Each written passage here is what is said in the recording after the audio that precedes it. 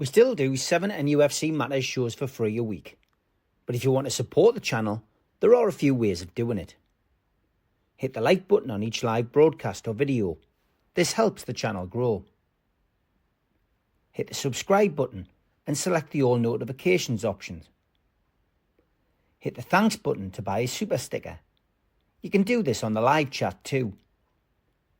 You can also join our Patreon page or buy us a coffee at the link in all of our video descriptions below. We are also looking for sponsors. If you want our latest advertising rates and how you can get involved, then email John at nufcmatters1892@gmail.com.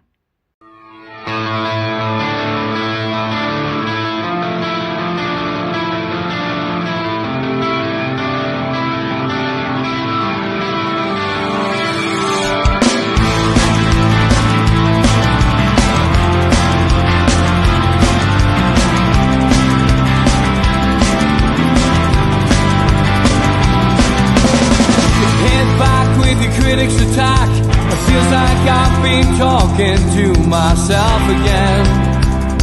But it's the only way you're ever gonna learn. You look back and it's all in the past. I'm dwelling on the thoughts I cannot say to you. If I don't say the words, then maybe it's not true.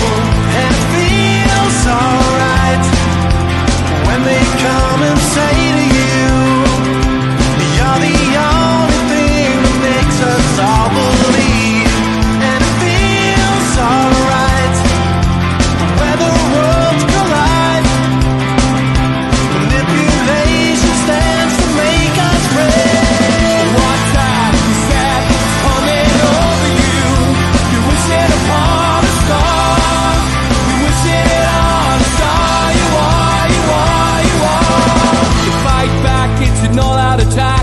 It feels like I've been taken on the world's machine. Because I want it more than anyone can dream. You look back and it's all in the past. You tell me how you live by all the things you do. Well, you can be yourself, but maybe I'm not you. And it feels alright when they come and say to you, you're the only thing that makes us all. Welcome back to NUFC Matters. It is Those Were the Days with George as we creep ever closer to current day. George, give us the year we are looking at today, please. 2019, 2020. So we've had a long trek, so we're getting very close. And there's the squad that we had. Bruce, manager, of course. Charnley is managing director.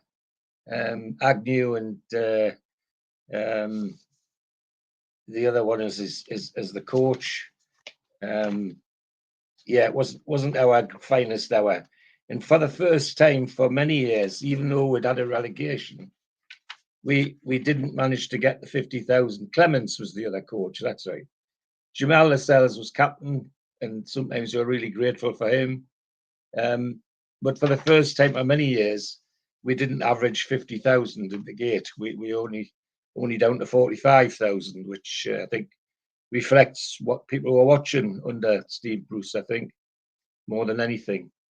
And just to do what I usually do, if you want to know where things are in relation to this year, in terms of other things, if you're into music, Ellie Goulding was top with River.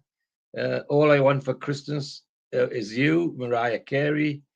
Last Christmas was the Wham single, and Fairy Tale of New York was the Pogues single, all of which spent quite a bit of time, few weeks at the top of the charts.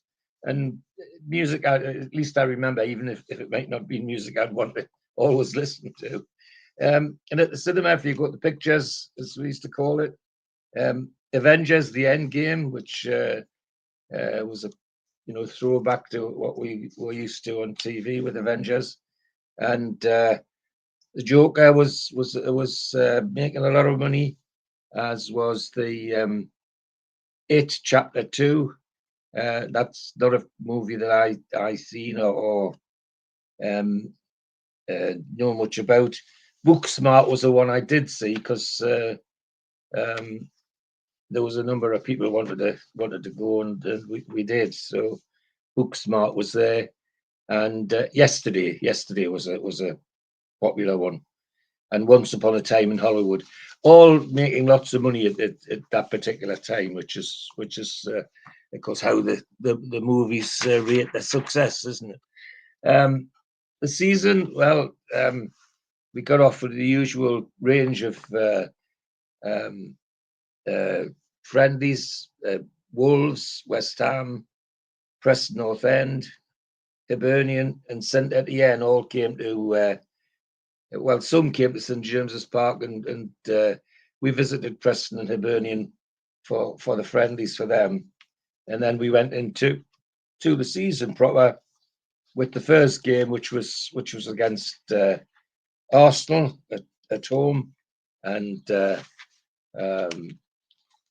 we knew this was going to be a good game. They were being touted as one of the front runners for the championship at that time in this season, although it didn't necessarily work out like that. But we knew they would be hard to go, so they came and it was a tough game. It was a good game, some good football. And our team was, and we obviously names we recognise now: Dubravka, Maniquino, DeSales, Shah, Dummett, Ritchie, Hayden, Longstaff, Sean Longstaff, Shelby, Almiron, and Joe Linton. And on the bench, Darlow, Clark, Fernandez, Kraft, and Muto. Arsenal came with Leno, Monreal, Sucarias, Chambers, Maitland-Niles, Saka, Easy, Nelson, Willock, Mitte Ryan, and Ami Bayang. Now there's a centre forward that could do with now Arsenal. He was always a handful against us, and indeed he proved to be in this particular game. He was trouble in the defence all the way through, but we managed to get the half-way time 0-0, and people were hopeful that we might get something out of the game. But on just before the hour, there was a flown move with involving Xhaka and Nelson and Willock, and left Ambayang to slot the ball in the net and make it 1-0 to Arsenal.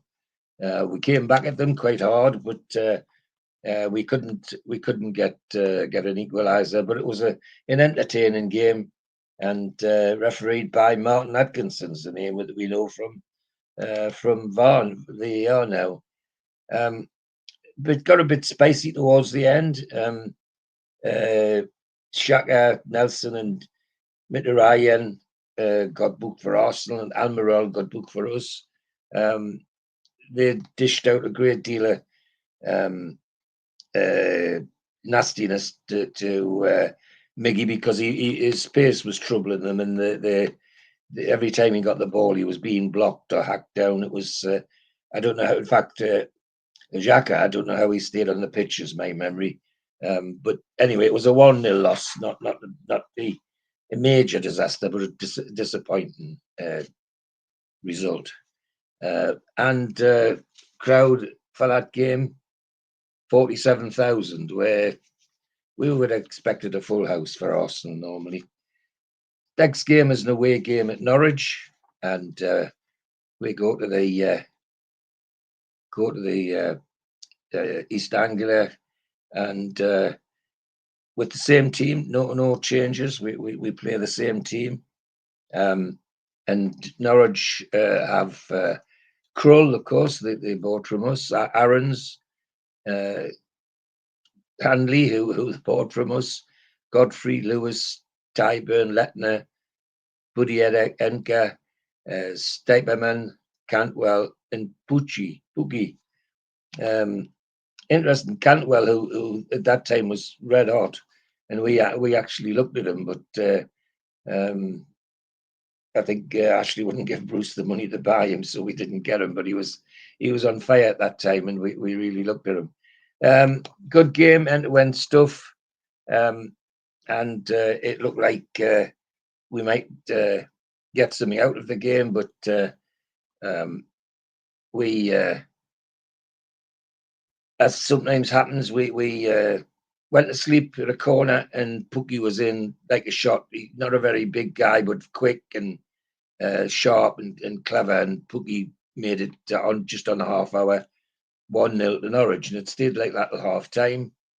And everybody was hopeful we might come out and get something back, but we struggled, and the man that was making us struggle was Pookie.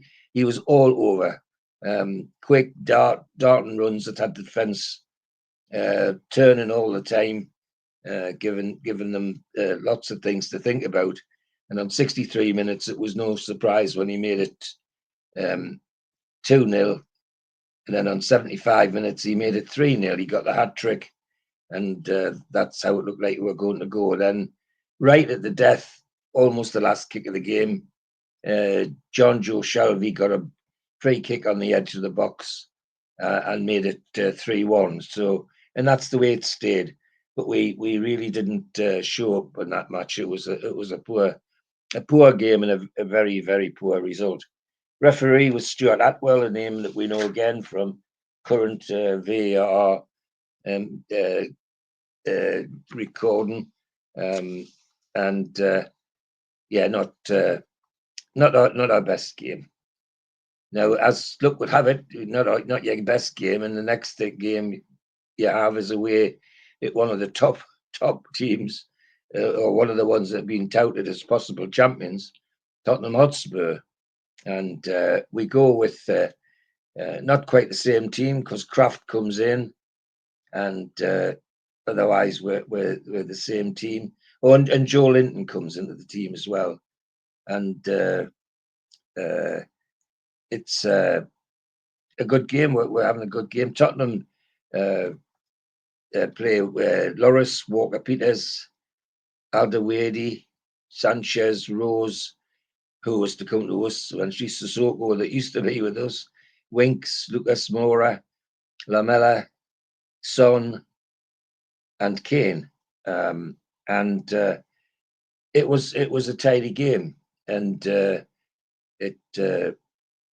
was a little surprising. The Spurs had most of the ball, but on 27 minutes, Joe Linton from a corner made his presence felt and put a 1-0 in the lead, and that's how it stayed till half time. And we really wondered if we might get something out of this game, and we did. Newcastle dug in and played well. Much better performance than the performance at Norwich the week before. It was, in fact, you couldn't recognise it was the same team. Atsu came on as a sub for San Maximum, Fernandes for Lascelles, and Muto for Joe Linton. And we held the 1-0 right to the end and got a really good away win out of that. There was bookings for silly things like deliberate handball for Matt Ritchie and then Joe Linton for pushing somebody off the ball. And for Tottenham, Rose and Winks got booked for just basically blocking people. It was I think old-fashioned obstruction, I would call it. But anyway, it got them in the book. And as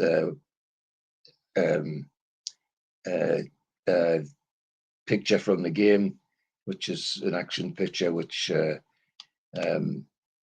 is fascinating that we got. That away win was important. Mike Dean was the referee, who was the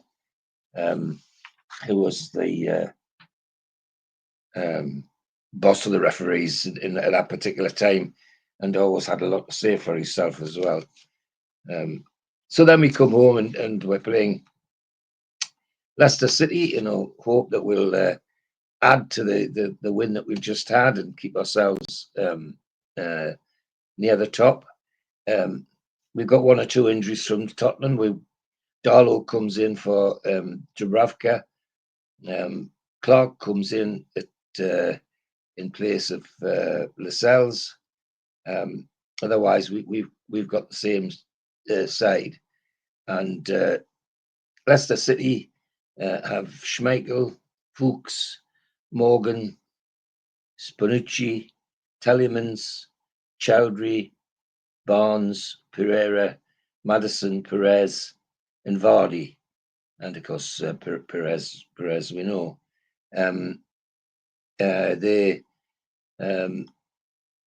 It's a good game, end-to-end stuff at St James's, and we're on the back foot a little bit. Vardy's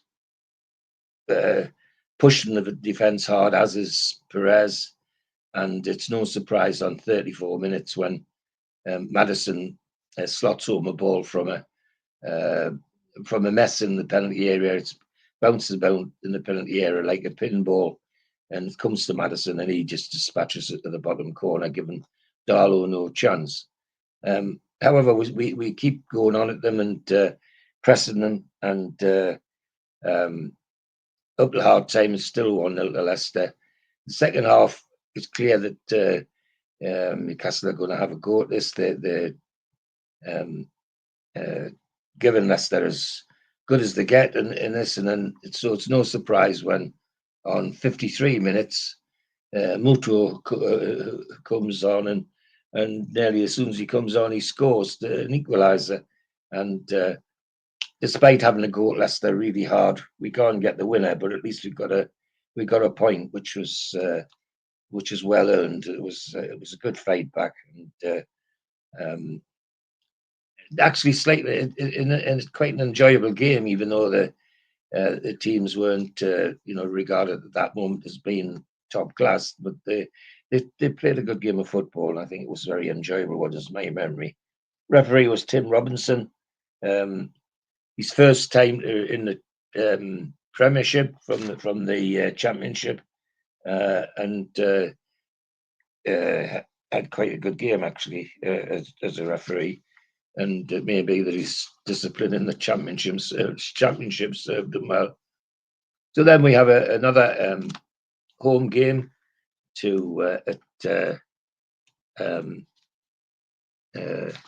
home to Watford. We always good games against a good football side, Watford, and so we start the with high hopes with this, but high hopes soon knocked on the head, because in 2 minutes Hughes, their midfielder, scores on 2 minutes, and a stupid goal. He was standing unmarked, and he's a player who always seems to do well against Newcastle. In fact, for a long time when he was at Derby and other places, we actually wanted to buy him for a short while, and he ended up at Crystal Palace, I think. And but with this game at Watford, he was causing us all sorts of problems. We were back to Dubravka in goal, and Shah back in the cells back in the defence, and the Watford team, Foster, who'd been at Watford forever, Dawson, Kashpili, Cathcart, Jalmat, who used to be with us, Cleverly, Dr. Kerr, Hilo, Hughes, Pereira, and Gray. Gray, dangerous forward, always a dangerous forward, but Lascelles and Shaw kept them all quiet, basically.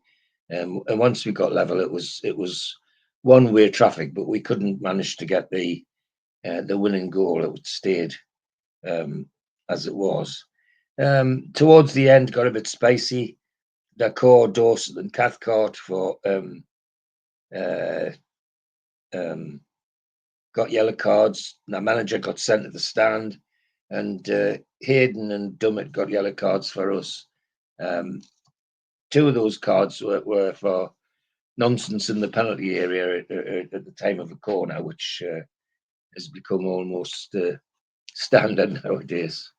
Now, after that, we've got an away game, and at the away games at Anfield against Liverpool. And the question is, optimism is that we might get a little something out of it, but the pessimistic says, well, we don't very rarely get anything at Anfield. Why should it be different this time? Well, we go with Dubravka, Kraft, Willems at fullback, the Dutch fullback, Dummett, Shah, Sells, Shelby, Hayden, Joelinton, Almiron, and Atsu. And Liverpool have Adrian, Alexander-Arnold, Matip, Van Dijk, Robertson, Oxlade-Chamberlain, Firmino, Windjam, who used to be ours, of course, Salah, Mane, and Origi.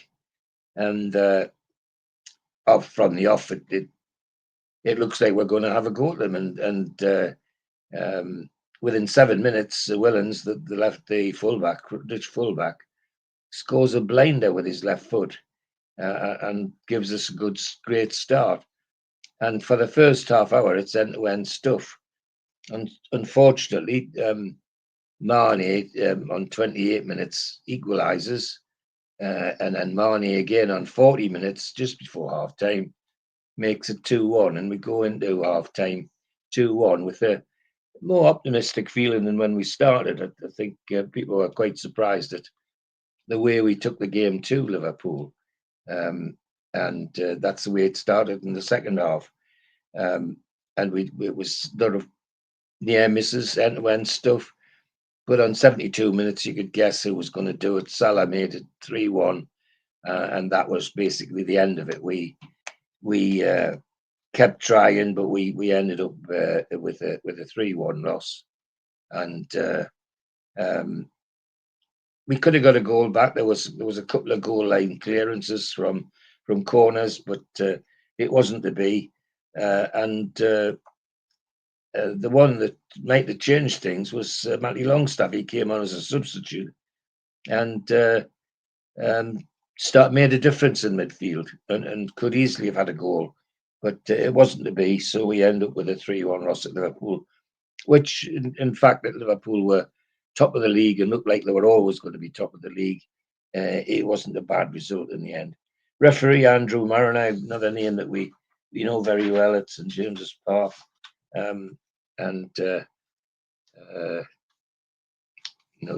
Goes on, doesn't it? And next game is a home game against Brighton. 41,000 at this game, which, again, as I keep saying, it reflects, I think, what people are saying with Bruce's manager.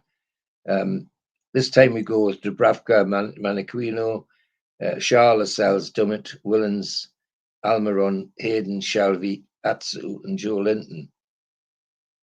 And Brighton, I've got Ryan, Webster, Dunk, Byrne, it's a name we know now very well, Montoya, Stevens, Proper, Alazate, Gross, Mope, and Moy. And Brighton, we know it's going to be a good football game because they do their best to play football.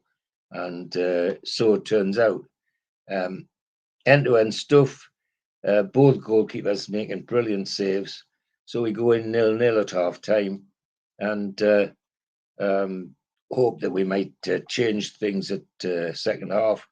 But when we come out, it's the same stuff, end-to-end. Their threat is always between Moy and Gross. The German midfielder has always got an eye for goal. But Dubravka and Ryan in the Brighton goal, both having blinders, and the forwards not got the shooting boots on. So it's no surprise that it ends up 0-0. But it's an entertaining 0-0. It's not a dull, dour, backs to the wall, all in midfield 0-0. There really was some good chances, and they had a goal.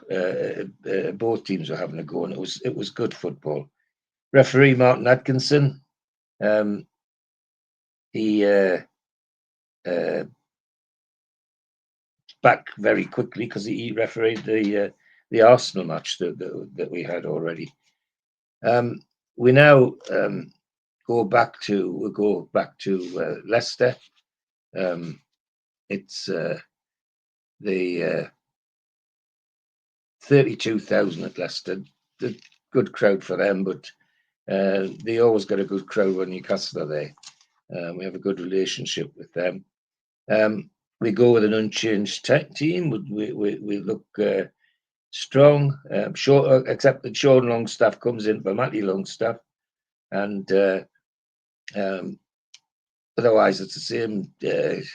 Dubravka, Kraft, Dummett, Lascelles, Shaw, Hayden, Sean Longstaff, Almiron, Natsu, Joe Linton, and Muto.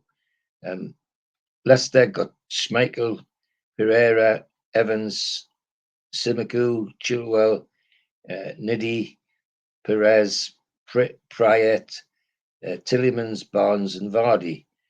And well, at the game when from the off, Leicester's giving us a very, very hard time. The interplay between Vardy, Barnes, and Perez is causing our defence lots of trouble. So it's no surprise on 16 minutes when Pereira puts Leicester 1-0 up. They could have been more than 1 up. And so we're glad to get the half time with a 1-0 down. And we come out the second half, everybody hoping they're going to have a go. Well, if they'd intended to have a go, that's knocked in its tracks by Vardy on 54 minutes. Dummett own goal on 57. It would have been another Vardy goal, but Paul Dummett tried to stop it and just helped it into the net, basically. 64 minutes, Vardy again. And then on 30 minutes, Niddy scored number 5. A comprehensive defeat. We were never really in this game from the first kick. And we'd seen we couldn't handle the pace of Vardy and Barnes particularly. And the net result was we got punished for it. Craig Pawson refereed the game. Again, another name that we know from VAR at the moment. He's very, very prominent. So we come home now for a home game against Manchester United. We know this is a real tough one because they're knocking on the door at the top of the league, and we always have a tough time against them. And for once, we don't hold back. We have a go at them straight away, which is very pleasing. And our team is slightly changed with Yedlin in and Clark in at the back, and San Maximum on the right side, and both the long staffs in midfield, Sean and Matty. So the team: Dubravka, Yedlin, Lascelles, Shaw, Clark, Willens, San Maximum, Matty Longstaff, Sean Longstaff, Almiron, and Joe Linton. And Manchester United, De Gea, Tushvili, Dalot, Maguire, Young, Fred, McTominay, Perez, Mata, Rashford, and James. And they set off 100 miles an hour, but we matched them blow for blow, and it was a surprise to get the half time 0-0 because both teams could easily have scored. But we don't lie back. We give them as good as we got. And then on 72 minutes, St James's Park erupts because young Matty Longstaff gets the chance of a volley on the edge of the box and lays it in the bottom corner, and the place just goes wild, and rightly so because they'd worked hard for it. But it was, I think, there was a lot of relief as well. People were glad to see young Matty get on the score sheet as well. He was he was playing well, and it was good that he was giving it a go. Manchester United had 2 booked, Fred and McTominay, for cynical fouls. We got 3 booked, Shaw, Almiron and Yedlin. Well, Shaw and Yedlin were booked because he got involved with Fred and McTominay, pushing and shoving in the penalty area. And Almiron got booked because he got sick being kicked and decided to kick back and got a card for it. But a good win, and slightly unexpected because they're playing at the top of the league, and we're not really anywhere near there. But no matter, it's a good win, and of course it's the one game where suddenly the crowd's 52,000, which you'd expect. We'd be disappointed if we couldn't get a full house for Manchester United. Next game is an away game against Chelsea.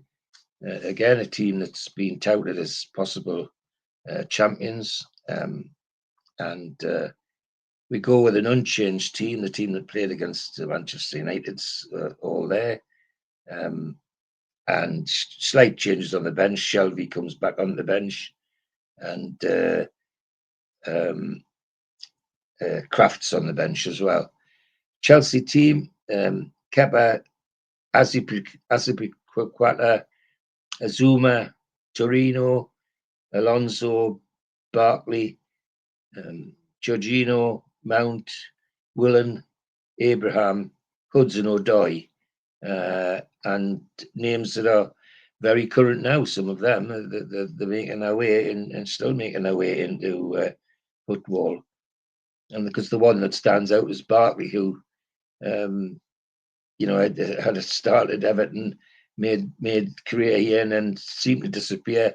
Popped back up at Luton eventually, and is still playing, but never fulfilled the promise that he seemed to have, young Barkley. But still a tidy player. We have a go at Chelsea, 0-0 at half time, but it could easily have been 2-2 each because we hit the woodwork and people had chances, but we just couldn't take them. And then things looked to be going well, and points seemed to be in the bag. But on 73 minutes, Alonso and Willen carved a chance out, and Alonso slotted it in to make it 1-0 to Chelsea on 73 minutes. Disappointing because we'd fought hard to get something out of this game, but we just couldn't pull it back. It was a tidy game of football, and played at good pace and good spirit. The referee was Andre Mariner again, with Mike Dean on VAR, would you believe? So still names that we know about. So a 1-0 loss at Chelsea is not a disgrace, but it keeps us at the wrong end of the table. We're below halfway, and only a couple of losses off being in the bottom 3, which would be an absolute disaster. So we come home to a home game against Wolves, and it's 48,000 for Wolves. It's not a bad crowd, but still well below what we've been used to. We have an unchanged team from Chelsea, with both the Longstaffs in the team. And Wolves come with Patricio, Doherty, Cody, Salas, Traore, Dendoka, Neves, Moutinho, Johnny, Jota, and Jimenez. Tidy football inside, but the one that we should be competing with, and that's how the game goes. It's even Steven, given as good as we got. Chances at both ends, good saves at both ends. Dubravka and Patricio in the Wolves goal, both making good saves. 37 minutes, we get a corner, and our captain, Courageous, delivers one of his signature headers from the edge of the goal area to make it 1-0 to Newcastle on 37 minutes. And that's how it stays till half time. Second half, again, both sides playing good football, having a go at things. We get careless at a corner at the other end, and they're dangerous for Johnny equalises on 73 minutes. And you can feel the disappointment on the team because they worked hard to get a victory in this game, but it wasn't to be because they were careless.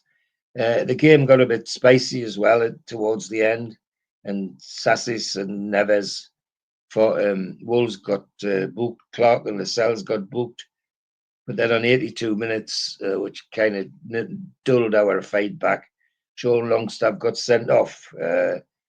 He blatantly tripped their dangerous winger Jimenez, and unfortunately for him, he'd already been booked, and off he went on 82 minutes. But a good 1-1 in the end against a good Wolves side. Kevin Friend was the referee, and he had a good game in that game, actually, if my memory serves us right. We're now got an away game at West Ham, and we're some anxiety about it. West Ham playing really well, but vulnerable. They seem to be able to score goals, but they're letting goals in as well. So off we go to West Ham, and West Ham's vulnerability is there to be seen straight away, because in 16 minutes rather, from a corner, Clark heads in, and then on 22 minutes, Fernandes from another corner heads in a second goal. So 2-0 within less than half an hour, and things look rosy for us. And could have been more by the time the half-time whistle comes. And it's same in the second half. Chances going and begging both ends. But every time we go forward, it seems we seem to have a chance at scoring. Then on 53 minutes, John Joe Shelby with a signature free kick from the edge of the penalty area makes it 3-0, and it looks like we're coasting. Well, we coasted too early, because on 73 minutes, Barrera scores for them, and then on 90 minutes, Snodgrass scores the second, which means that for the next 5 minutes of extra time, it's a squeaky bum time for us. We're backs against the wall, and looked like West Ham might get an equaliser, but they didn't, because we held out, largely due to Lascelles and Clark, who were playing very well indeed. West Ham had Jimenez in goal, Zabaleta, Puella, Diop, Cresswell, Rice, Yobemenko, Noble, Snodgrass, Anderson, and Haller. And we went with Drabavka, Yedlin, Fernandes, Lascelles, Clark, Willens, Almiron, Hayden, Shelby, San Maximum, and Joe Linton. But a good win and away from home, but against a good West Ham side. But we nearly relaxed too quickly, and give a point away. Referee was Stuart Atwell, for the second time of the season for us. We then come home to a home game against Bournemouth, and Bournemouth are stuck right at the bottom. We should be beating Bournemouth. There's no question about that. And unchanged team from West Ham, and not surprising considering the result.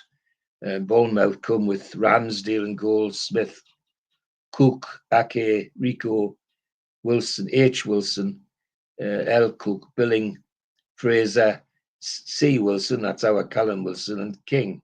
And of course, the Fraser that we used to have as well. It's even Stephen, as we kick off, Bournemouth are playing good football, and it's no surprise when Wilson H puts them 1-0 up from a corner. Just before half time, we get some neat play from Shelby and Almiron, and San Maximum runs through and takes the ball through, and Yedlin following up from edge of the box scores the equaliser to make it 1-1 at half time. Second half, we really have a go at them, and the ball's a bit like a ping pong ball at times, the way it's bouncing around the Bournemouth penalty area, but we can't put it in the onion bag, unfortunately. And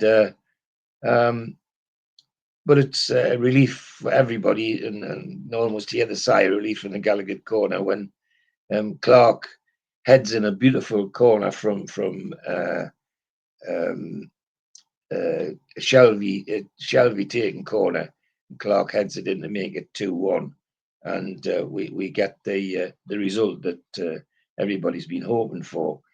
Not a bad game, but you could see why Bournemouth have got trouble. We see every time we went forward, we seem to trouble them. And Martin Atkinson, the referee, for about the third or the fourth time this season already. We're then away to Aston Villa, and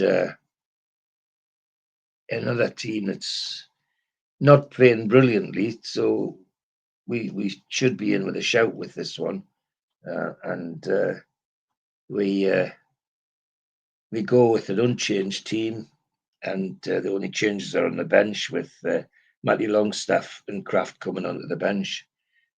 We have Aston Villa have Heaton, Gilbert, Kunza, Mings, Matt Target, who we know, McGinn, Louise, Hawthorne, El Ghazi, Westerly, and the young man called Grealish.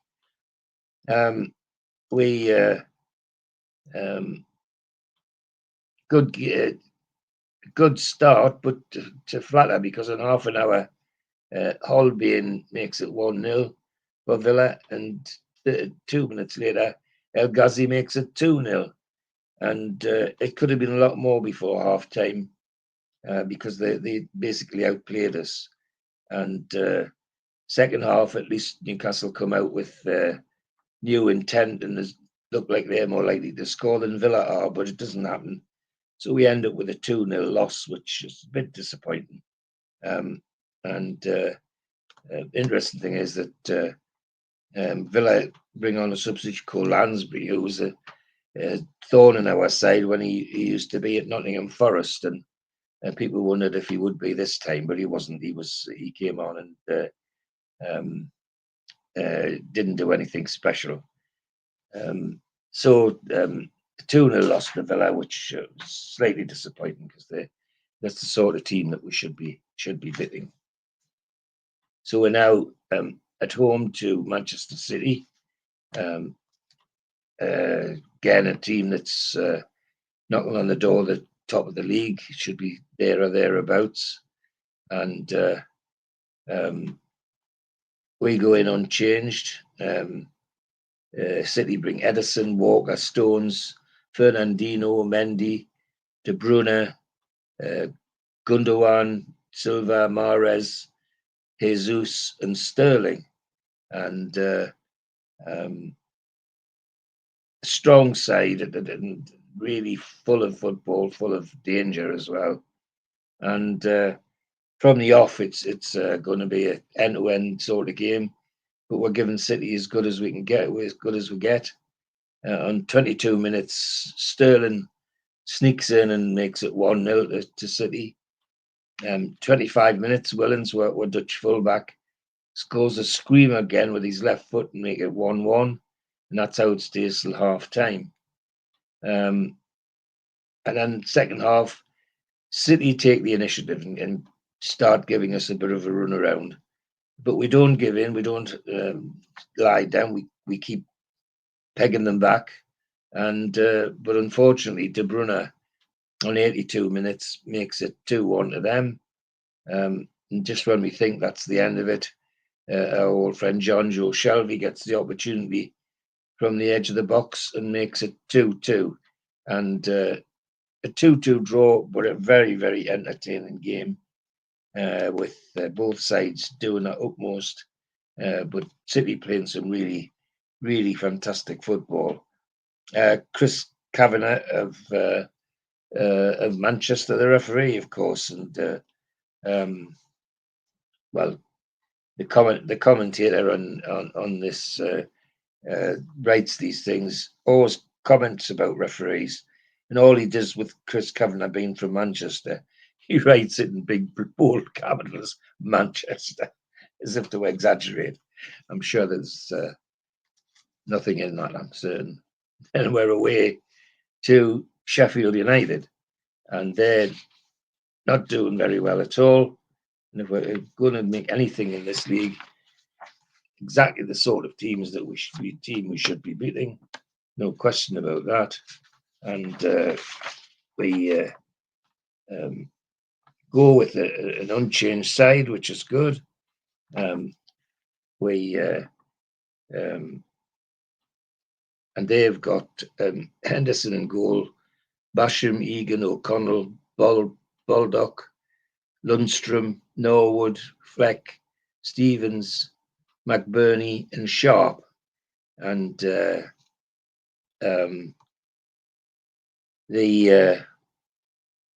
it's a very, very wet pitch, and Bramall Lane's always very, very sticky anyway. But we're playing well, playing good football, and end-to-end stuff. But we have the ascendancy, miss numerous chances, and then just on just after the quarter of an hour, is a through ball from Shelby, which San Maximum outpaces the Sheffield United defence and makes it 1-0. And in a way that sort of goal that if he'd scored more would have made San Maximum such a dangerous player. But he had the ability to sometimes go back and do too much and lose the ball before it got near the net. But this time he didn't. He went straight through and made it 1-0 for half time. Second half, Sheffield United come out and want to dig their heels in, and they definitely having a go with McBurney and Sharp, causing them trouble. And they bring McGoldrick on for Norwood, and McGoldrick's a good goal scorer, and he starts to give us trouble as well. The game's even Steven now, and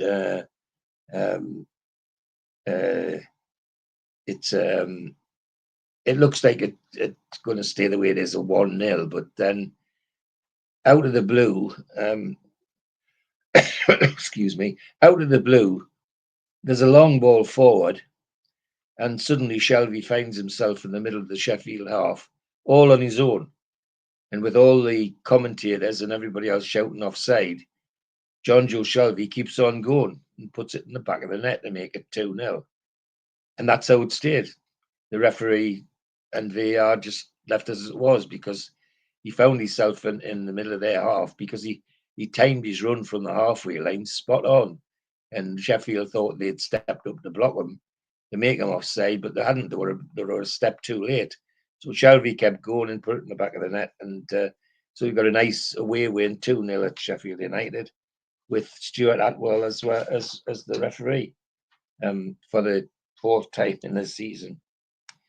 So it's a good away win, to say the least. Now we're away. Then we're at home to Southampton. Southampton, again, not one of the top teams. A team that we should be pressing, and we certainly look like we're going to do that the first half.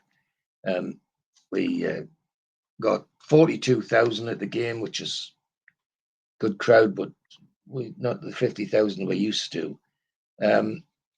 We've got slight changes in the team. Dubravka Manquino Willens, Fernandez, Clark, Dummett, Hayden, Shelby, San Maximum, Almiron, and Joe Linton.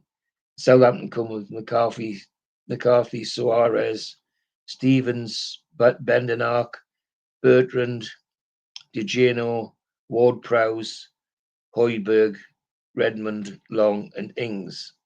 And some dangerous forwards in there. So Redmond, Long, and Ings, quite a fearsome threesome up front. So we're going to have to be on our medal. We kicks off. It's some good stuff. Both sides could have scored. Ings could have scored. Almiron, Joe Linton both could have scored from corners for Newcastle.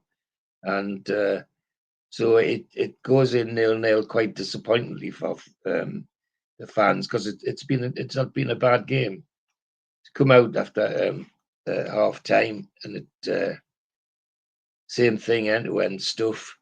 But lo and behold, Ings, having missed a one, sit there in the first half, scores a peach of a goal on 52 minutes, and everybody thinks, oh my goodness, we're going to lose this one.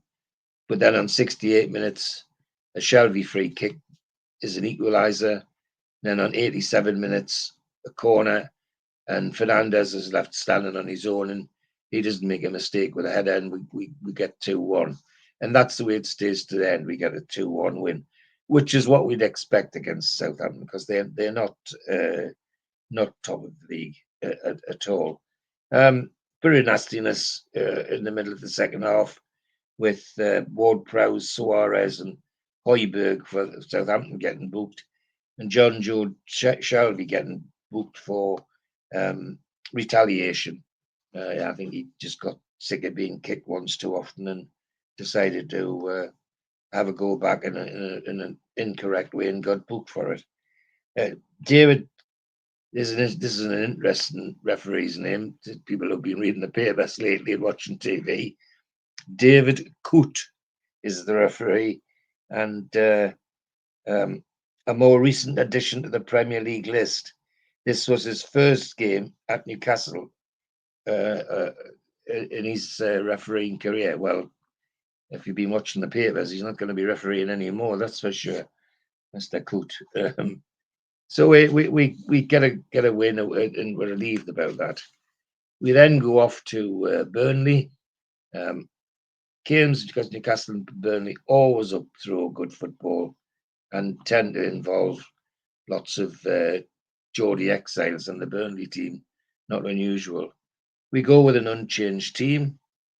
Only changes are on the bench with Lejeune and Gale coming on onto the bench. Burnley side is interesting with names that we recognise: Pope, Bardsley, Tarkowski, who recently made a name for himself at Everton, me, Peters, Hendrick, and that's another name that we know. I would suggest came and had a nice couple of seasons holiday with us.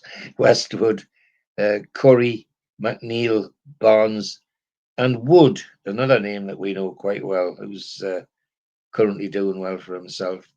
And we go with the hope we might get something, and we play quite well. Some good football. The 0-0 at half times justified, because both teams could have scored but didn't, and it looks like that we might get a point out of this game. But we going quite well, and then on 58 minutes, Burnley get a corner, and unfortunately, our lot just stand and watch while a certain Mr. Wood scores the only goal of the game, 1-0 to Burnley. It's sad because they played well enough to get a point out of it, but it wasn't to come because they were slack just at the wrong time.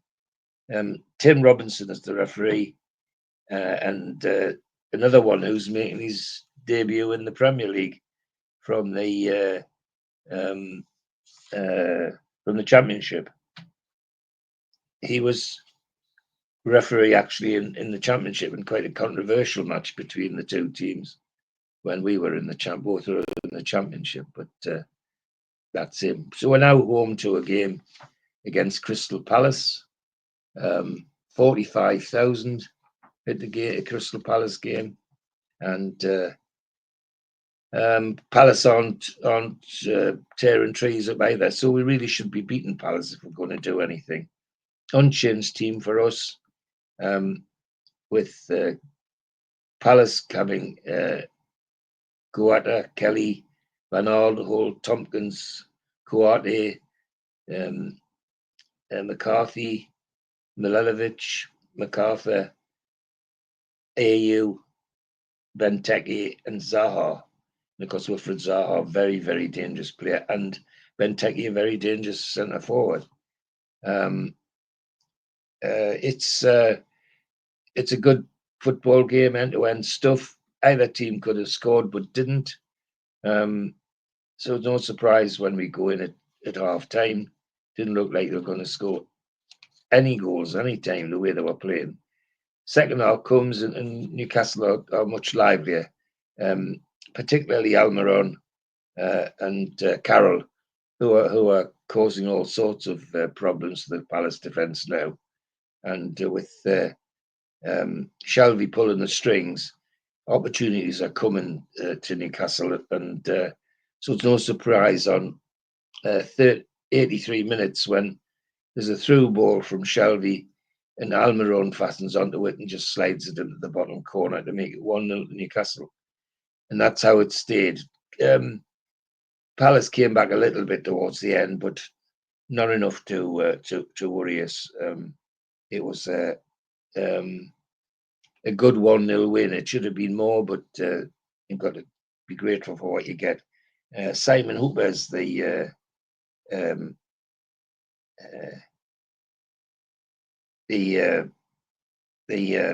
referee, and the commentary says an interesting performance from the referee, taking a rather different perspective to many of his peers.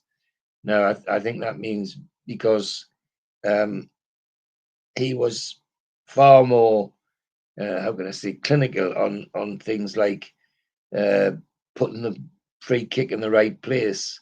And a hobby of mine, he was picking up foul throws, would you believe? And I think that's what this reporter's getting at. We're far more pernickety than some of the others, but playing the game the way it should be played, in my view. So that's a good win against Palace, because to lose to them is like a 6-pointer. We would have been bumping along on the bottom of the table. Now we're away to Manchester United now, and 73,000 at Old Trafford. Big occasion, and a big occasion for us as a club and a team. From the off, it looks like we're going to try and match them, and end-to-end stuff. And on 17 minutes, Matty Longstaff gives us a 1-0 lead, which raises hopes fantastically. And unfortunately, we 24 minutes, Martial makes it 1-1, and 36 minutes, Greenwood makes it 2, and on 41 minutes, Rashford makes it 3. So we go in half time 3-1 down, and Manchester United full value for it. We weren't in the game enough to make that much of a dent in what they were doing. Their team is De Gea, Wan-Bissaka that they bought from Palace, Lindelof, Maguire, Shaw, McTominay, Fred, Greenwood, Pereira, Rashford, and Martial. And our team: Dravavka, Malakino, Lejeune, Fernandez, Shaw, Willens, Longstaff, Matty, Sean, Almiron, Joe Linton, and Gale. And 4-1 loss. It could have been more, if to be honest, if Manchester United had been clinical, but they did their best. And the referee is Kevin Friend, who had refereed a couple of our games, and the game against when he red card the last game he had, when it was him who red carded Sean Longstaff. But anyway, we got a really good thumping off Manchester United. There's no question about that. Then we're home to Everton, a team that we shouldn't be fearing. We should be thinking that we'd get something out of it, and we go in unchanged with the same team. Everton come with Pickford, Sidibe, Keane, Holgate, Baines, Walcott, Sigerson, Davis, Richarlison, Keane, and Calvert-Lewin. And with Calvert-Lewin and Richarlison in the same team, you've got to be on your mettle. And interesting start of the game. It looks like Everton are really up for it and give us the real runaround. And Calvert-Lewin on 13 minutes, no surprise when he heads home from a cross from Sigerson, the Icelandic midfielder, and it's 1-0 at half time, and a well-deserved 1-0 at Everton. Second half, we're having a go at them. There's good response by Newcastle, and on 56 minutes, we get a ball loose in midfield. Who should advance onto it but Fabian Schär, and when he gets to the edge of the penalty area, unleashes one of these cannonballs to make it 1-1. And everybody thinks, well, at least we're going to get a draw out of this. Well, we don't celebrate very long, because in 64 minutes, again, Calvert-Lewin just turns the defence inside out. He makes it 2-1 to Everton. And that's the way it stayed till the end. We despite trying, we couldn't get near an equaliser. Everton closed everything down. But it was an entertaining match, if a disappointing loss for us. And Lee Mason was the referee in this game, another name that we know very well. So the next game is another home game against Leicester City, and everybody thinks, for Everton we had 52,000 at the crowd, by the way, and we get Leicester, and again 52,000. Suddenly the crowd's woken up. We've had a couple of good results, but Leicester is somebody that we should be performing well against, although they are playing very well and nearer the top by a long way than we are. And I think the pessimists of us remember that it's just a few short weeks away since we lost 5-0 to Leicester at Leicester. So we know it's not going to be easy, and it's not. We kick off and immediately, as it was at Leicester, Perez and Maddison causing all sorts of nightmares for us, and it's no surprise on half an hour when Perez makes it 1-0, 39 minutes Maddison makes it 2-0, and that's the way it stays till half time. Tries we can't get in this game. Some good play from Joe Linton and Shelby into Lincoln, but can't get near the Leicester goal. In fact, Schmeichel hardly has a save to make. And then on 87 minutes just before the end, Chowdhury gets a knockdown from a corner and makes no mistake to make it 3-0 to Leicester.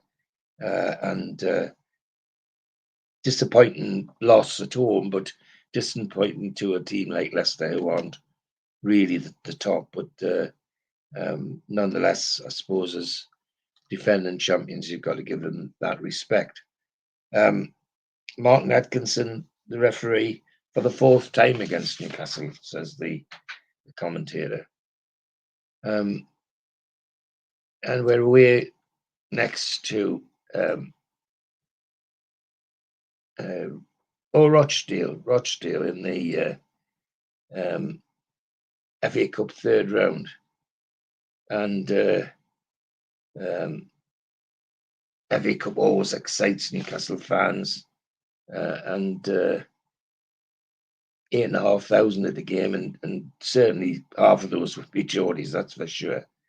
And everybody thinks, well, surely we'll get into the fourth round with this game against Rochdale. Well, it doesn't work like that, unfortunately.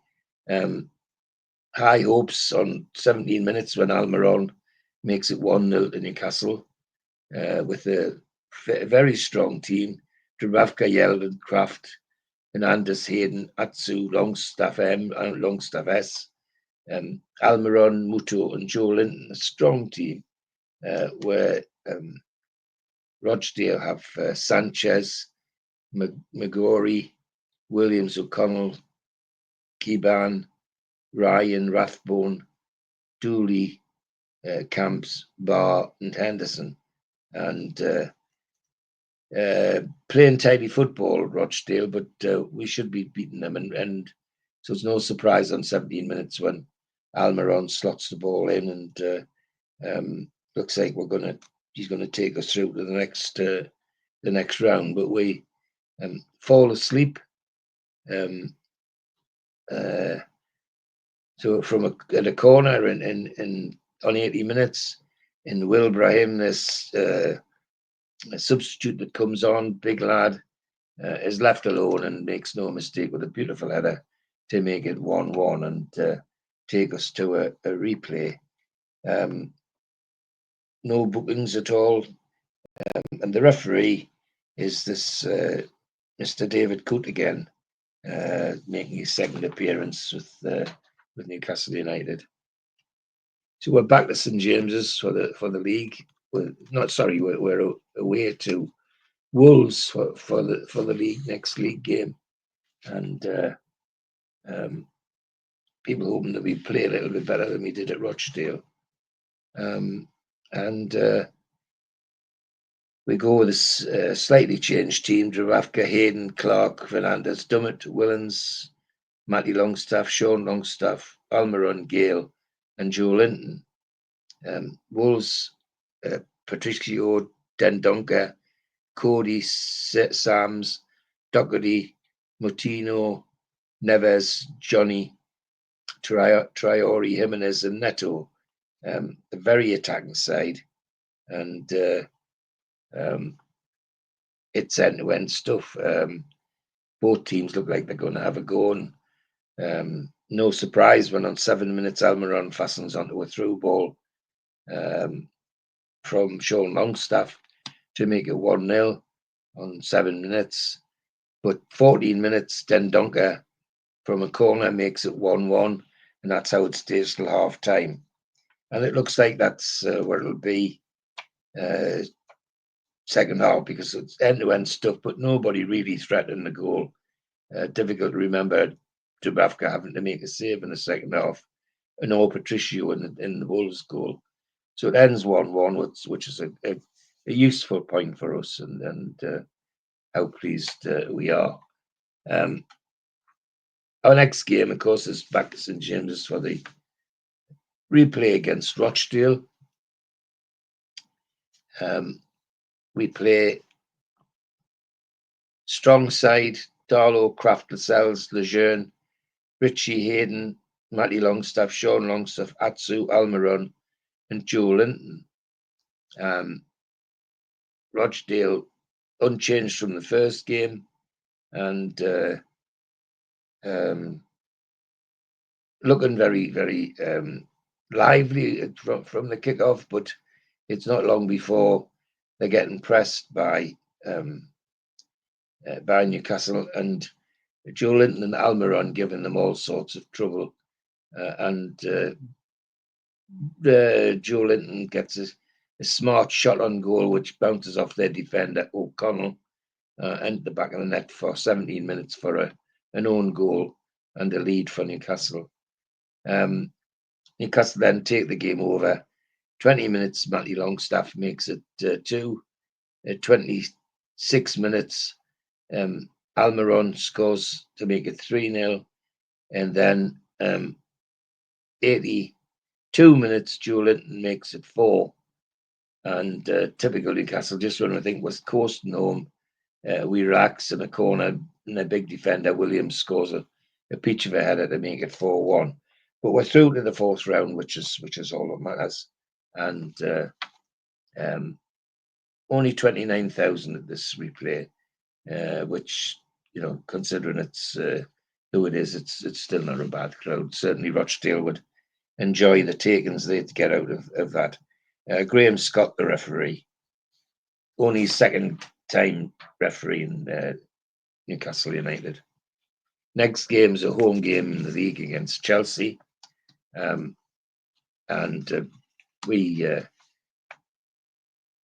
kind of owe them one, but they're knocking on the door at the top of the league, where we're knocking on the door at the bottom. So we need to try and get something out of this. And we play different teams. The cup team: Dravavka, Kraft, Lascelles, Clark, Fernandez, Willens, Hayden, Shelby, San Maximum, Almiron and Joe Linton. In Chelsea, Azabalaga in goal, James, Christensen, Rudiger, Azakukwela, Kante, Jorginho, Mount, Hudson-Odoi, Abrahams, and Willen. In the Chelsea side, a very talented Chelsea side. And it's a good game, but lots of chances nobody can take, so it's no surprise when we go in at half-time 0-0. Same after half-time. Some really good chances going a begging. Both goalkeepers doing very well though as well. And it's heading for a 0-0. It's written all over it. And right at the end, just before the end, we get a corner, and Isaac Hayden comes up for the corner, and bang, it's 1-0 of the death for Newcastle.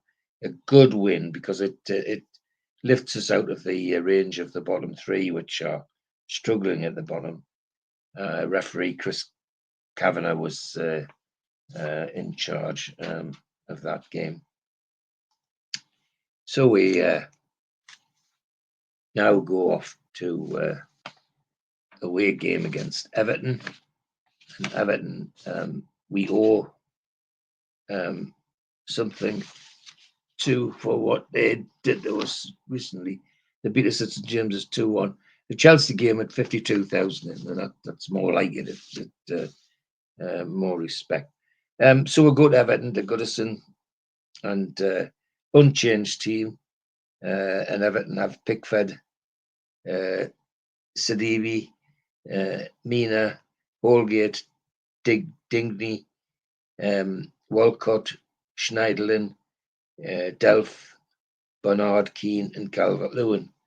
And they give us, or Calvert-Lewin certainly give us a run around at St James's.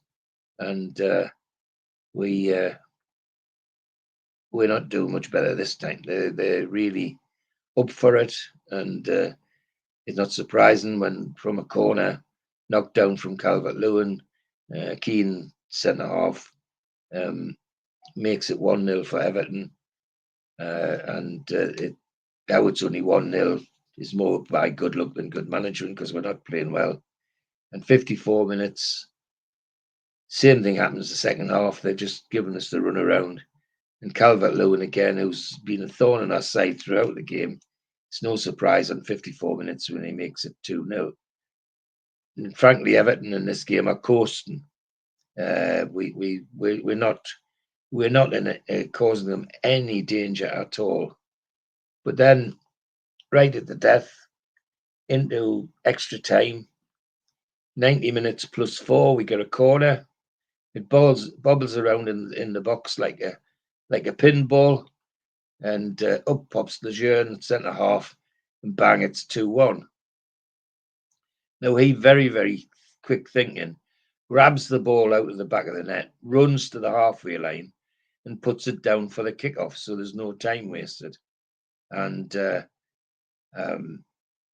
we kick out they kick off, and we win the ball back immediately, and the ball's launched forward by Matt Ritchie, and there's a lot of interplay on the edge of the box before it goes out for another corner, and same combination, a Ritchie corner, and who's it land to but Lejeune, and Lejeune wallops at the back of the net to make it 2-2. And to say that Jordan Pickford was angry is putting it mildly.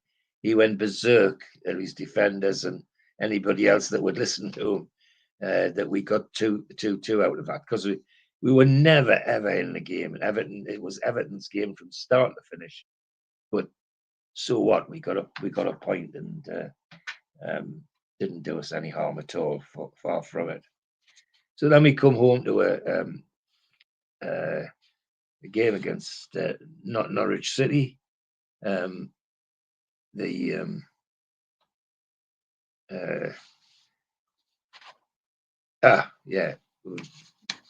Slight change. We come home to a fourth round tie for Oxford United, and it's 52,000 for this cup tie.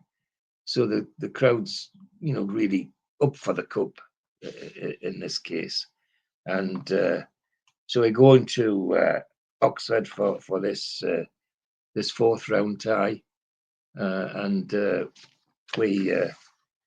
at home for the first leg, for the first game, and it's a dismal game altogether. We strong side we play, and the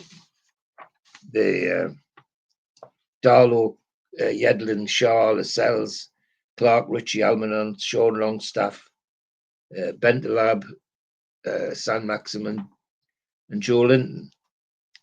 Oxford have Eastwood, Long, Dickey, Moore, Ruffles, Sykes, Goran, Baptiste, Fosu, Mackie, and Brown.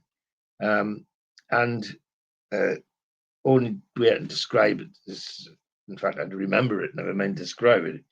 It was painful. There would neither side look like they would score for a week if they played a week. And it had 0-0 written over it all right from beginning to end. Referee Rob Jones, first game of his career involving Newcastle United. Well, he must have been found it very easy because there was nothing to referee. It was hardly a game. The teams were so poor. The football was so poor. Oxford obviously were digging in to try and get a result, and they got the result they wanted, but that we didn't have the craft or the skill to break them down was quite sad. So 0-0 at this fourth round tie with such a big crowd was very disappointing. So and fills with trepidation, because our history of going to lower teams in cup replays isn't very good. So next game we're at home to Norwich City. Again, another bumper crowd, 52,000. Unchanged team, and Norwich City come with Krull, Aarons, Zimmerman, Handley, Byram, Tetley, McLean, Rupp, Duda, Cantwell, and Pookie. And Norwich took us apart their place 3-1. So everybody's interested to see what happens here. Well, it's almost a repeat of the Oxford Cup game, because it's dismal, absolutely dismal. Neither side looks like scoring a goal, and it ends up 0-0 at half time, ends up 0-0 at full time, and without doubt one of the most dreary 0-0s for such a big crowd to watch I've seen for a long time. I can't even describe any goal-mouth incident of note, because I don't think either goalkeeper had to make a save. Martin Atkinson was the referee for the fifth time in the year for Newcastle, but a referee in an awful game. The point's important though, because we're now sneaking away from the bottom of the league, the bottom three, and we're pleased. Got to be pleased with that because we've been looking over our shoulder a little bit. So the next game we're away to the replay at Oxford, and with some trepidation we go. 12,000 at the game, and every away ticket possible was sold, and Geordie's half filling half that crowd without any doubt. And we go with unchanged team. Slightly changed team because both the long staffs are in place for Hayden and Clark, and that looks a good shout because on 15 minutes, Sean Longstaff makes it 1-0 to Newcastle. 30 minutes, Joel makes it 2-0 to Newcastle, and 2-0 at half time. It looks like we're sailing into the next round without any bother at all. But then it doesn't, as Newcastle fans, doesn't pay to get that confident because on 64 minutes, Kelly, their dangerous attacker, makes it, who's a substitute for Brown, makes it 2-1. Then on 94 plus 4 minutes into injury time, Holland, their very dangerous midfielder, makes it 2-2. And so we're forced to go into extra time. And then it's battle royal because Oxford really up for it and making us sweat a little bit. And it wasn't until 116 minutes San Maximum scores, in my view, one of the best goals he scored for Newcastle. Solo effort, almost from the halfway line, right through the defence, beating about 4 men before he slots it under the goalkeeper to make it 3-2 Newcastle. So we're next to through to the next round of the FA Cup, where it looked like it was coasting it, and we nearly gave it away, which is not unusual for us. Peter Barker is the referee, and the commentator comments that he's fresh from VAR, our last match, is Mr. Barker. So he doesn't comment one way or the other what that means, but obviously knows that he was there. Next, we're away to Arsenal in the league. It's a tough one. Arsenal pushing for the top. Interesting programme frontage there with George Eastham, ex-Newcastle player for Arsenal, and the little boy that's there, the mascot there, wearing our 1960s kit that was designed by Charlie Minton, our manager at the time, with the shorts with the white rings around the bottom of the legs, short shorts, very tight shorts. And I can vouch for that personally, having had to wear them. And the socks with the black and white stripes. When those socks were first made, they were a nightmare because where the stripes met the leg, there was a seam. And when you tied your tie-ups to put them on your leg, always left you with a nasty mark after you'd played a game because of the ridge that was in. Now, my understanding is those ones the boys wearing at this time, the few years on from when that happened, by then I had found a way of weaving the socks with the stripes at the top all in one, so there wasn't the problem with the joining of the two. But it's an interesting picture anyway, and of course George Eastham famous for breaking the fixed wage rule because of his court action against Newcastle United, which made him famous at St James's Park for the wrong reason. And I've seen some of the treatment he got, George Eastham, when I was on a coach going with reserves to Stoke, and he was on, and he wanted to he was in that squad, and asked the coaches if he could bring his girlfriend on the bus. He was told in no uncertain terms that he couldn't, and he ended up not going. A very tearful George Eastham was left standing on the ground, but yeah, so memories for some people. but an important one for football players because he broke the wage rule. Anyway, we go to Arsenal and unchanged team with Arsenal fielding Leno, Bellerini, Mustafi, David Luiz, Saka, Chalibas, Xhaka, Pepe, and Ozil, Aubameyang, and Netka. Very attacking Arsenal side.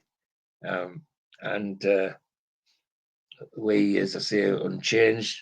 First half, end-to-end stuff, giving as good as we get, and everybody really thrilled about the 0-0 at half time because they expected it to be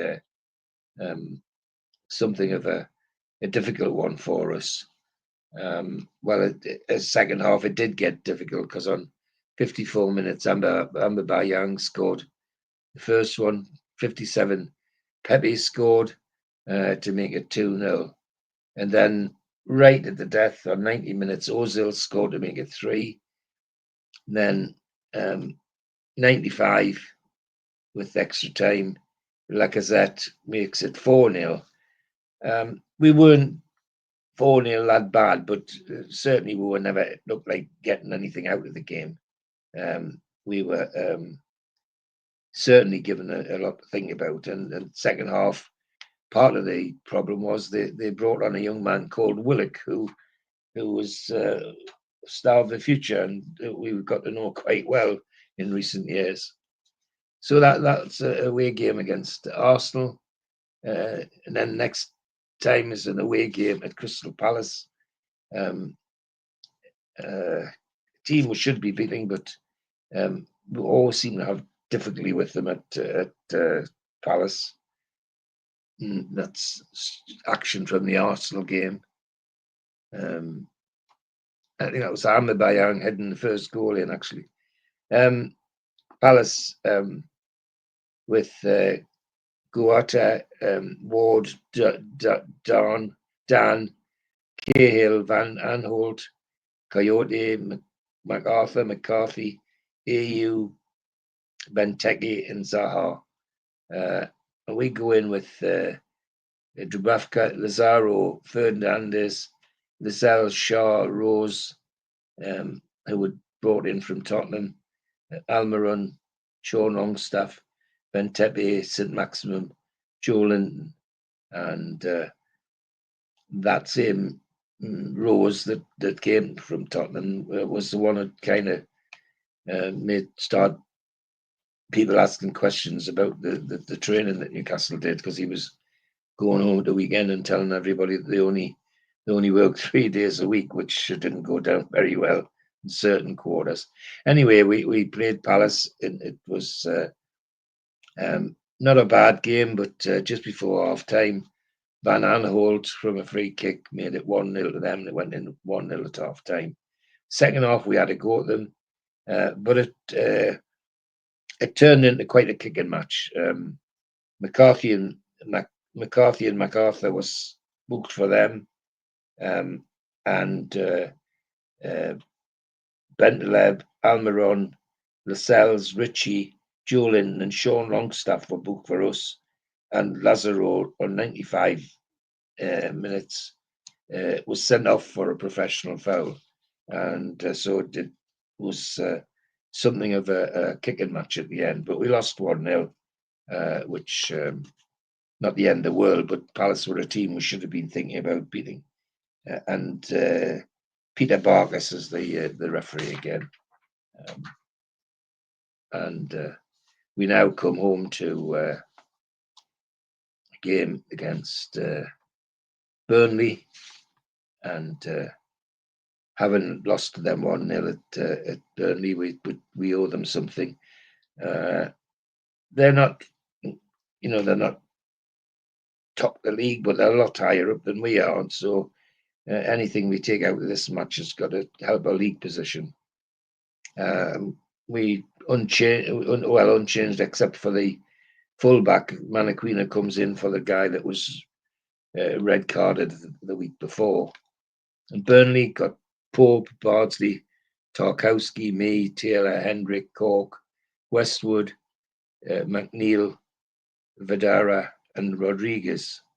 And on the bench is Wood, Hart, Brownhill, Lennon, Long, Peters and Brady. We do well first half. It's unfortunate we don't go in second half time in the lead, but we don't. It's 0-0. And second half, it's clear Burnley have decided they're happy to get 0-0 and just fill the midfield, completely midfield. And it's going to be 0-0. It gets a bit more exciting because towards the end on the hour, Burnley substitute Chris Woods at centre forward, and he comes on and starts to give our defence something of extra to think about, particularly from dead balls and corners.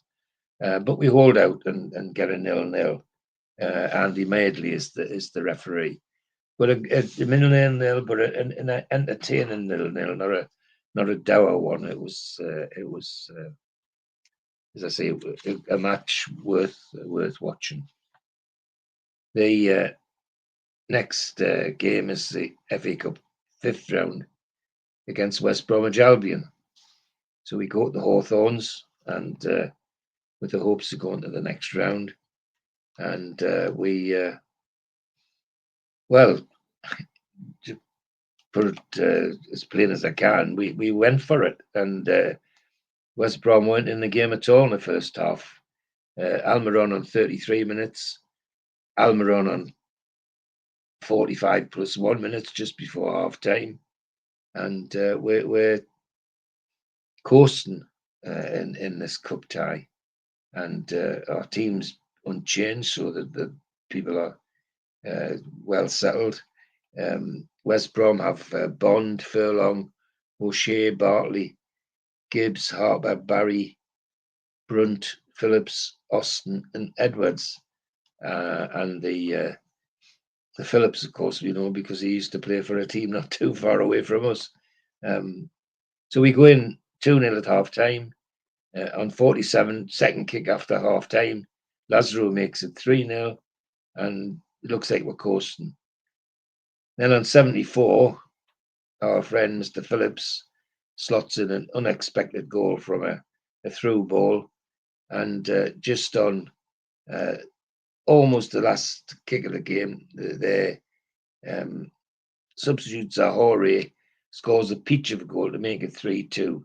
So we have 5 minutes of extra time, which is absolutely manic, with Brunt and others having a shot at every opportunity they've got, and Townsend as well. But we hold out and get a 3-2 victory, which is appreciated by all. And the referee is none other than Mr. Anthony Taylor, who is only doing his second game against Newcastle for Newcastle United. So that's a good win in the cup, and so we're at home to away to Southampton the next game in the league, and they're not doing so well. We really should be doing something against them, and we go with an unchanged team. Southampton have McCarthy, Valerie, Stevens, Bendenek, Bertrand, Boulal, Ward-Prowse, Højdeberg, Dugeno, Long, and Ings. A very attacking formation, and they're obviously not going to give this away easily. We have Drabavka, Maniquino, Rizals, Fernandez, Rose, Ritchie, Shelby, Hayden, San Maximum, Gale, and Almiron. End-to-end stuff in the first half, but neither can score. Same in the second half. We're doing quite well, but can't put the ball in the net. But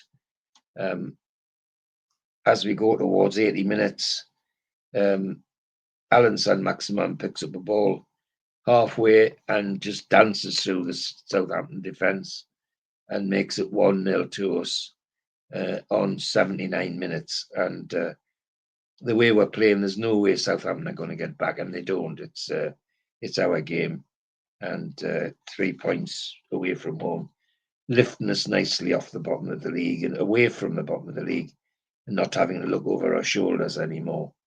Gets a bit naughty with Maniquino, Ritchie, and Joe Linton booked for us, and right at which made it somewhat easier for us. On 48 minutes, their defender Giuseppe really just sides down Dwight Gale in such a manner that the referee feels obliged to make it a straight red card. And Graham Scott is the referee that did that. But a 1-0 win for us, which, as I say, really takes us clear of the bottom three, which we're really grateful for. Next, we're at home to Sheffield United. No, sorry, we have an interruption for, believe it or not, 2 friendlies. And I've tried as I might to find out why we had these friendlies, other than there was a gap in the season because of all sorts of reasons. But we end up with a friendly at Middlesbrough, which we win 3-2, and then a friendly against Hull City, which we win 2-0. And you always look to see if they're testimonials, charity matches, wherever, but they're not. They're just friendlies in the middle of the programme, which it's interesting that they're both against teams that our manager used to have something to do with, but never mind. So next game is a home game against them. The league is a home game against Sheffield United, who we really should be putting to the sword. And we've got an unchanged team. Sheffield United have Henderson, Basham, Egan, Robinson, Baldock, Berger, Norwood, Fleck, Stevens, Sharp, and McBurney. And of course, Sharp and McBurney, very, very difficult attackers to handle. But first half is end-to-end stuff, but we just can't put the ball in the net.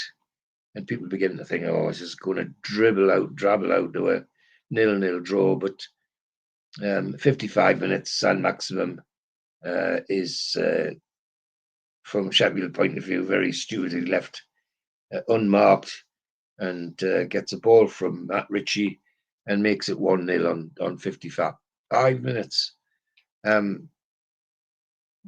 After that, we're on top, and it could be anything by now. And on 69 minutes, San Maximum returns the favour and puts Matt Ritchie through to make it 2-0. And then on 78 minutes, Joe Linton scores a screamer from just inside the penalty area to make it 3-0. So we come out 3-0 winners, and again cements the fact that we're well away from relegation and looking over our shoulder and feel quite comfortable now. We just before the end, Egan of Sheffield sent off for a nasty foul on San Maximum. I think he got sick of being turned inside out on San Maximum, decided to kick him, well, cost him a red card. And then the referee, the famous or infamous Mr. David Coote again. So we're now at home to Aston Villa. It's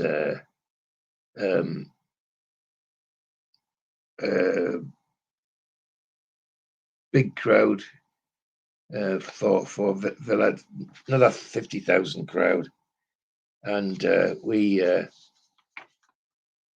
should be beating Villa, but you never know. With Newcastle, it's a unchanged team, and they have Nyland, Konsa, House, Mings, Target, McGinn, Douglas Luiz, Grealish, El Ghazi, Samata, and Trezeguet. Very tidy side. First half is absolutely awful. 0-0 written all over it. Second half, it looks a bit brighter, and Gale comes on for Ritchie in our side, and adds a little bit to it. So it's no surprise on 68 minutes when Dwight Gale makes it 1-0 for Newcastle, and we think we're going home with 3 points. But then Aston Villa just have a spell, and a guy called El Mohammadi, who used to play for a team not far from us, makes it 1-1 on 83 minutes, and that's the way it stays to the end.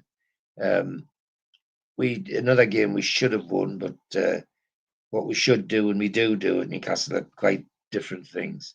Chris Kavanagh, the referee this time. So we have another home game against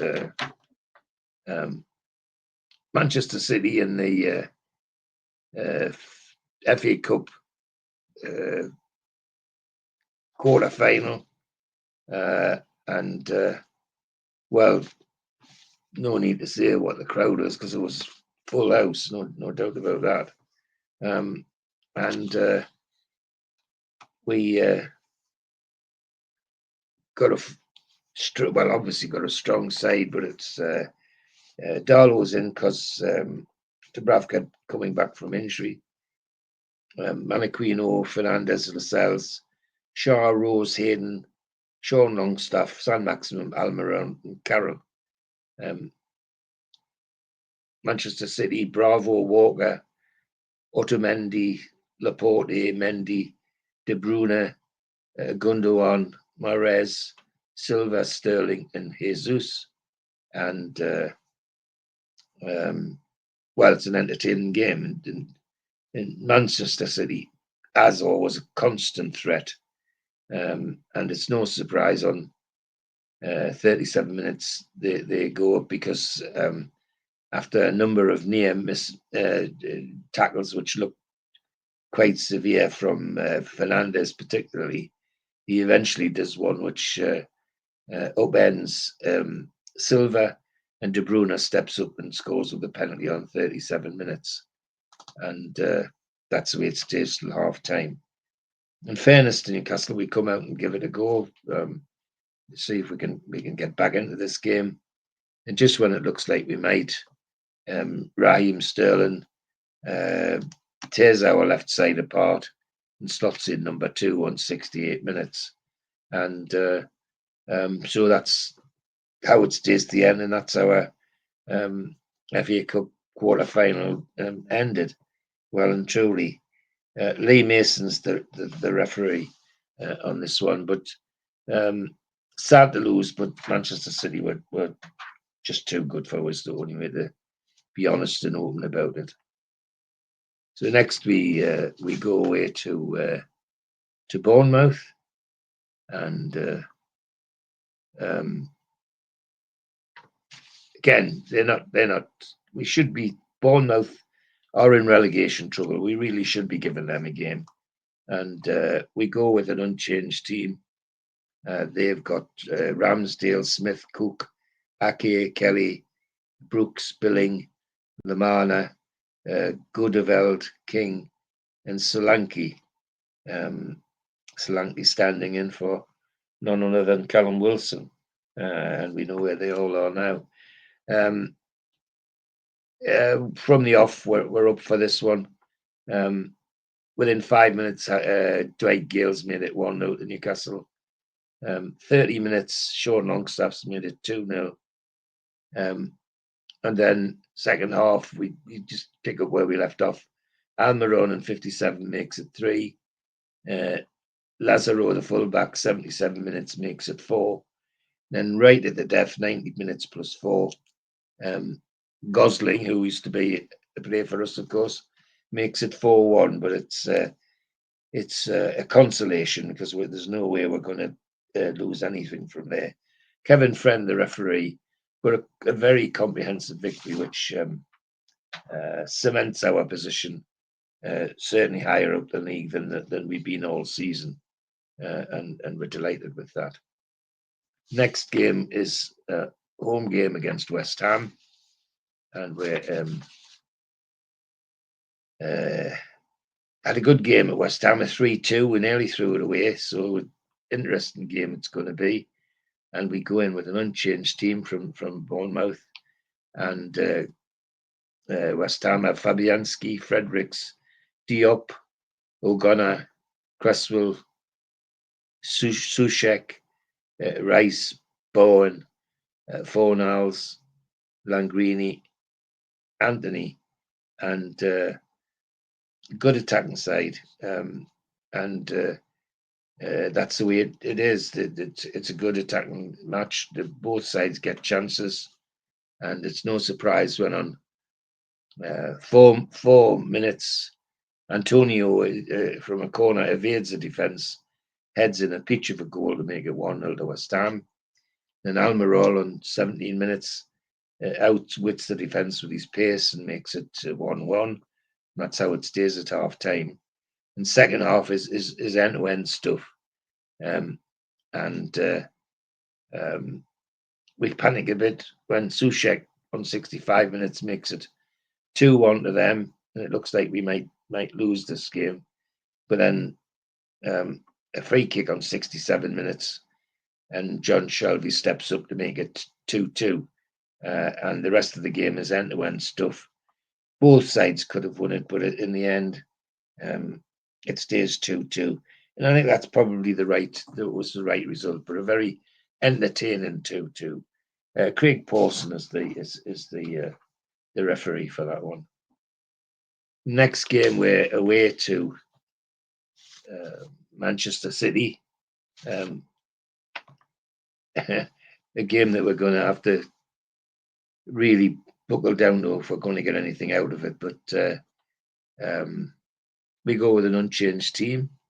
The City team is Edison, Cancelo, Stones, Otamendi, Giacarento, De Bruyne, Rodri, Silva, Mahrez, Jesus, and Foden. And from the off, Manchester City are up for this, really giving us the run around. No surprise on 10 minutes when Jesus neatly fastens onto a ball from Foden and makes it 1-0. 21 minutes, Mahrez similarly fastens onto a nice through ball from De Bruyne to make it 2-0. And that's how it stays at half time. The optimists like me in the crowd hope that we'll be better in the second half. Well, if anything, we're marginally worse. And Manchester City just tear us apart. 54 minutes should have been a goal for Silva, but it went in off Fernandes as an own goal. 65 minutes, Silva makes it 4. And right at the end, 90 minutes plus 1, Sterling makes it 5. And can't complain. We were never in that game, and City just made hay because we weren't in it. Andy Madley refereed, but we got thumped, and it was deserved. I'm afraid we just weren't in that game. Our next game is an away game to Watford, and again, a team that we should be doing something against if we can. But what we should and shouldn't do as Newcastle United are two different things. We go with an unchanged team. Watford have Foster, Ferrimanda, Cabaletta, Dawson, Massinger, Capote, Hughes, Sarr, Decore, Welbeck, and Delaney. And it's not a bad game. Some good football. And pleasingly for us, on 23 minutes, Dwight Gale makes it 1-0 to Newcastle. And everybody's getting quite excited that we might get something out of the game. The second half, it's all turned on its head because they come out and really have a go at us. Troy Deeney on 52 minutes gets a penalty in, and just double it up on 82 minutes, they get another penalty, thanks to loose tackles by Fernandes, both of them. And Deeney scores the second one. So Watford get 2-1, and that's how it stays until the end. Try as we might, we couldn't get the equaliser. But neither did we deserve an equaliser. It was Watford's game in the second half. They really took it to us. Craig Pawson, the referee this time. And then we're at home to Tottenham Hotspur. Tottenham are knocking on the door, the top three, but not at the very top, but they're playing very well. And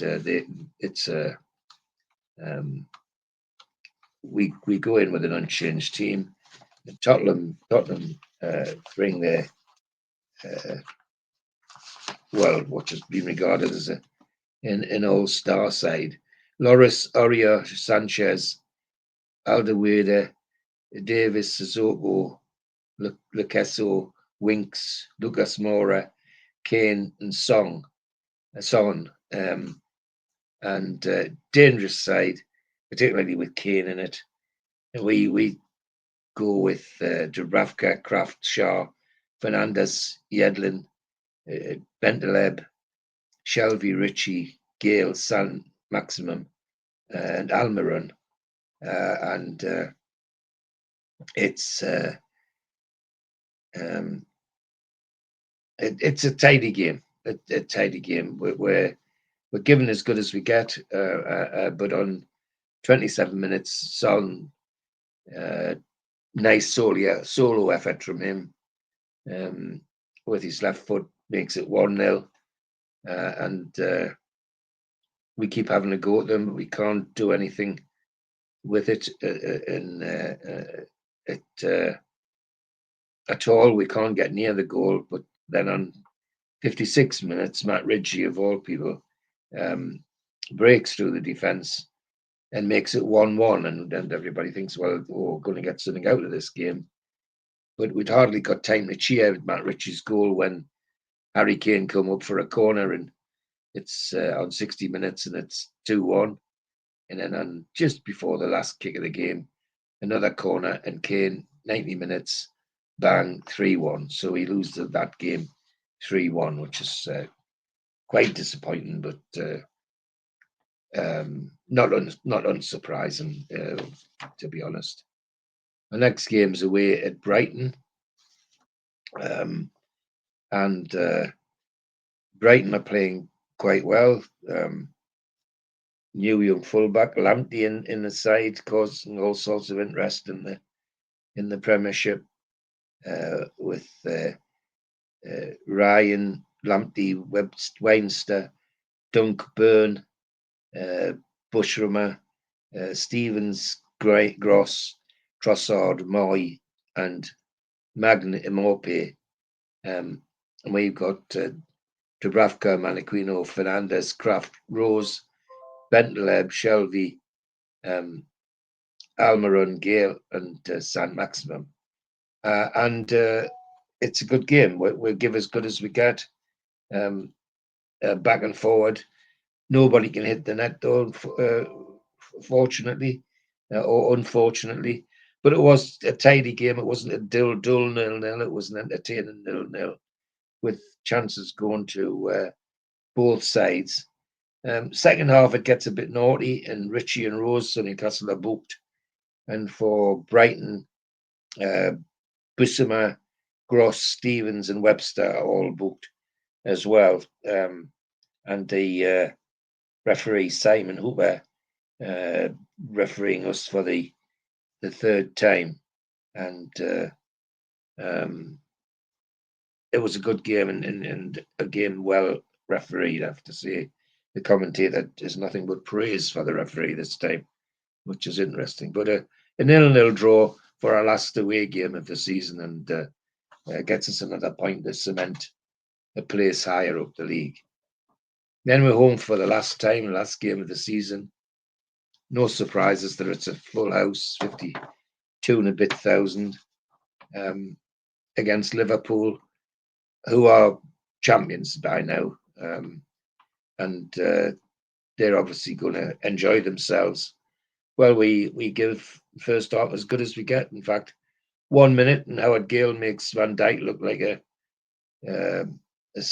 central leaguer, and makes it 1-0 for Newcastle. But then revenge from Van Dijk, who heads in a corner on 38 minutes to make it 1-1 at half time. And second half is really entertaining. We don't let them get away with it, but also they're keen to demonstrate why the champions. And Origi on 59 scores, and then Mane on 89 scores to make it 3-1. It's a bit harsh on us. The Liverpool team: Alisson, Williams, Gomez, Van Dijk, Robertson, Keita, Windham, Milner, Oxlade-Chamberlain, Origi, and Minamino. Our final team of the season: Dubravka, Maniquino, Fernandes, Rose, Lazaro, Shelby, Bentaleb, Almiron, Ritchie, San Maximum, and Howard and Dwight Gale. A good game to watch, but harsh score in my view. Because we deserved a bit better than 3-1, but it was matterless anyway. And referee who I do remember had a very good game. Anthony Taylor, first Premier League posting for the Manchester officials since home victory over Southampton. So it's a while since he'd been to St James's, but that was him there. So we end the season on a defeat, but an honourable defeat in my opinion, and a really, really good game. A season of that we weren't, none of the pundits expected Newcastle to do anything, and in fact, there were pundits who thought we might be relegation candidates. Well, the league was won by Liverpool, and by a country mile. I mean, there were 99 points. Second was Manchester City with 81 points. But then third was Manchester United on only 66 points. I mean, that meant Liverpool were 33 points ahead of the third place, which is incredible. And Manchester City as well ahead of any of the others. So Chelsea were fourth, Leicester fifth, and Tottenham sixth. And the relegation three: Bournemouth, Watford, and Norwich, which is no surprise because of the way that they played against us. A season which you could say the important thing is we're still in the Premiership, because a lot of people didn't think we would be. But despite at the beginning of the season with the very low crowds, they came back and supported the team when they needed to. And I think that's the important thing for me of that season, that we stuck to the team when easily people could have walked away and stayed away. And we hope for something better in the years to come. Great stuff, George, as always. Thank you for taking us through it, and looking forward to the next one. My pleasure, and thank you for watching, everybody. It is a pleasure to do. Take care, mate. Bye-bye. Steve, bye-bye. A big thanks to all our sponsors, Skips and Bins. Say hello to low-cost waste disposal with pay-as-you-go and contract waste management. Find them at their website, skipsandbins.com. Contact them, www.skipsandbins.com/contact. A big thanks to Mr. Vicky's Sauces, handmade in Cumbria. You can find them at their website, mrvickies.co.uk, email info@mrvickies.co.uk, or telephone 01768 210 102. A big thanks to our fanzine sponsor, United Group Travel. 2 crew, driver and courier, local family company, 3-star plus quality hotels and no interchanges. All excursions included. Find them at their website, www.unitedgrouptravel.com. Email them at beverly.ugtl@gmail.com.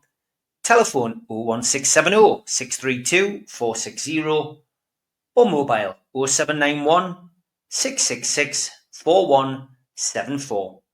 Just £30 per person deposit. There are no strangers on our tours, just friends you haven't met yet.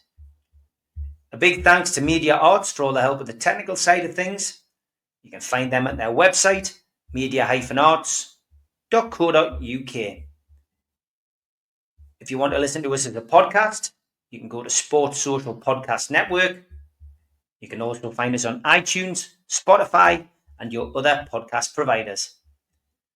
If you want to help support the channel, hit the thumb up, which is the like button. Click share to share to your other social medias. Click join to join the channel. And click the subscribe button. We've also got links in our description for buy us a coffee and to be a Patreon member. Some events coming up. An afternoon with Sir Les Ferdinand, 6th of April, 12 till 4. Tickets available from ticketmaster.co.uk. No Covers takes place at the Cluny, Lilac Lane, Ryder and the Chris Norris Band. Tickets from theclooney.com or by telephone in 0191 230 4474. An evening with Steve Howie and Steve Watson, hosted by Joe Allen, takes place at the Tyneside Irish Centre on the 27th of June. Tickets for that are from newcastlelegends.com. An evening with Peter Beardsley and Chris Waddle takes place at the Tyne Theatre and Opera House on the 23rd of January 2026. Box office 0844 246 1000 or website tynetheatreandoperahouse.tv. An evening with Bad Manners takes place on Friday the 30th of January 2026 and tickets available from ticketmaster.co.uk. And we have copies of The Entertainers 1992 to 1997 Kevin Keegan's Legacy available from newcastlelegends.com.